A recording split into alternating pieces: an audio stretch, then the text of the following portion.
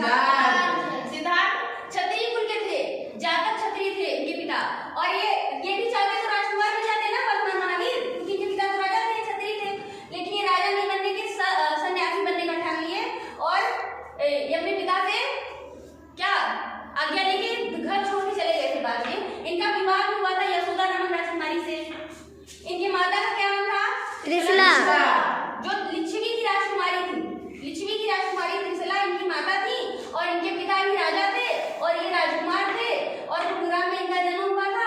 इनका विवाह यशोदा नामक राजकुमारी से हुआ था।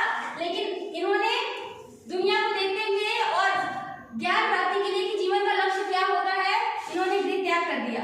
इन्होंने गृह त्याग किया 30 ईयर्स, 30 वर्ष की आयु में इन्होंने अपना गृह त्याग कर दिया, यानी घर छोड़ दिया।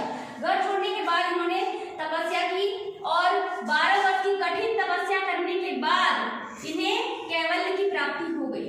कैवल्य का अर्थ होता है केवल, केवल एकमात्र व्यक्ति संसार में जिसे जीवन का ज्ञान प्राप्त है, इसीलिए इन्हें कैवल्य की उपाधि दी गई। किसको? महावीर स्वामी। कैवल्य